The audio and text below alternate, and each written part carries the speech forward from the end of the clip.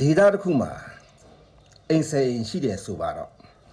အဲ့မှာကိုယ်ဝင်ရခရစ်ယာန်ဖြစ်ပြီးတော့မှတအိမ်ကဗုဒ္ဓဘာသာဖြစ်တယ်ဆိုရင်အဲ့ဒီဗုဒ္ဓဘာသာအိမ်ဟာဘာအပူပင်မှမရှိဘဲနဲ့အေးချမ်းချမ်းနေလို့ရတယ်အေးချမ်းချမ်းနေလို့ရတယ်ကျန်တဲ့ခရစ်ယာန်ကိုယ်ဝင်ရဒီဗုဒ္ဓဘာသာအိမ်ကိုဘယ်တော့မှအနိုင်မကျင့်ဘူးနော်အိမ်ဆယ်အိမ်မှာကိုယ်ဝင်ရမွတ်စလင်တွေဖြစ်တယ်ဆိုရင်ကျန်တဲ့တဲ့အိမ်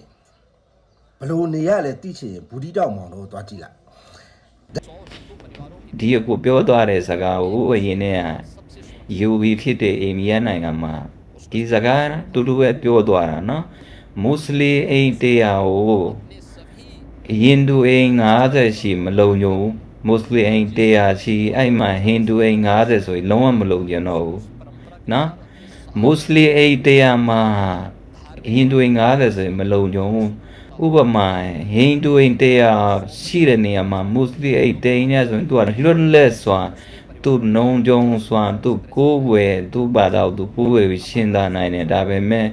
မွတ်စလင်အိမ်တရားမှာဟိန္ဒူ90ကိုသူကအနိုင်ဖြစ်တယ်ပေါ့နော်သူတို့ကဒါကို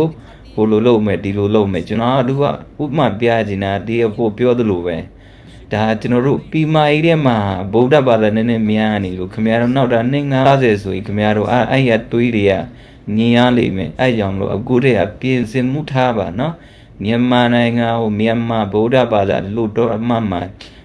ကလားတွေတယောက်မှမရောက်စေတယ်လို့ကျွန်တော်ကလည်းတိုက်တွန်းပြောချင်ပါတယ်နိုင်ငံရေးပုံကိုနဲ့ဘာသာရေးကောင်းဆောင်မှာဒါအထုတည်တတ်နေပါတယ်နော်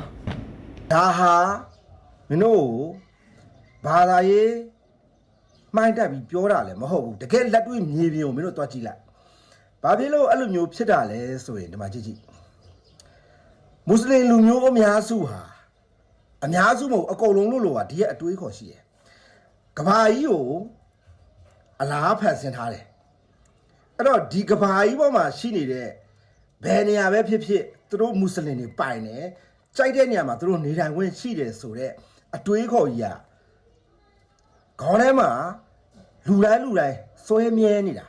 အဲ့တော့မင်းဒီလိုအတွေးခေါ်ရှိတဲ့လူတွေနဲ့တခြားဘာသာဝင်တွေနဲ့ဘယ်လိုမျိုးအတူတူရှင်သွဲပြီးနေထိုင်လို့ရမလဲဒါကရန်တမ်းမှန်တမ်းပြောတာမဟုတ်ဘူးเนาะမင်းတို့လက်တွေ့မြေပြင်ကိုသိချင်တယ်ဆိုရင်ဘူဒီတောက်မောင်တော်ကိုတွားကြည့်လိုက်အမှခိုးဝင်ဘီဂလီကြီးမွတ်စလင်တွေကအယောက်100ဆိုရင်ဒီဘက်ကရခိုင်10ယောက်လောက်ပဲရှိတော့တယ်ရခိုင်တွေခွေးပြီးဝက်ပြီးပြရတယ်တွားကြည့်လိုက်เนาะအဲ့တော့အဲ့လာနေမှမင်းအားမရသေးဘူးဆိုရင်ဒီရဲ့ comment မှာဒါမွတ်စလင်လူမျိုးတယောက်ကလာပြီး comment ရေးပေးတာလားဒီကဘာပေါ်မှာအားလုံးကသူတို့ပိုင်တယ်ပေါ့သူတို့ကြိုက်တဲ့နေရာမှာကြိုက်တယ်လို့နေလို့ရတယ်ဆိုရင်မှ comment လာရေးထားတယ်အတွေးခေါ်ပေါ့ကွာเนาะသူတို့ရဲ့ဘာသာရေးကနေတင်ပြလိုက်တဲ့အတွေးခေါ်ဟာအဲ့လိုအတွေးခေါ်ရှိတယ်အဲ့တော့မင်းဒီလိုလူမျိုးတွေနဲ့ငါတို့တွေဟာဘလို့အတူရှင်သွဲပြီးနေထိုင်လို့ရမလဲပြောရှင်းတာအဲ့တော့နိုင်ငံရေးကို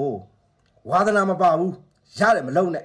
နိုင်ငံရေးကိုဘယ်ကောင်ပဲအုပ်ချုပ်မင်းနိုင်ငံသားဆိုတဲ့ဥစ္စာတော့ဘယ်တော့မှမပြောက်ကွယ်သွားဘူးမင်းတို့အစိမ့်ပဲအုပ်ချုပ်အညီပဲအုပ်ချုပ်ဒါပေမဲ့ဘာသာရေးကြတော့မတူတော့ဘူးနိုင်ငံရေးနဲ့ဘာသာရေးကြတော့မတူတော့ဘူးကိုနဲ့မဆိုင်တယ်လို့ပဲမင်းတို့နေကြမယ်ဆိုရင်ရှေ့မှာအင်ဒိုနီးရှားတို့မလေးရှားတို့တွေကိုမင်းတို့ကြည့်လိုက်တဖြည်းဖြည်းနဲ့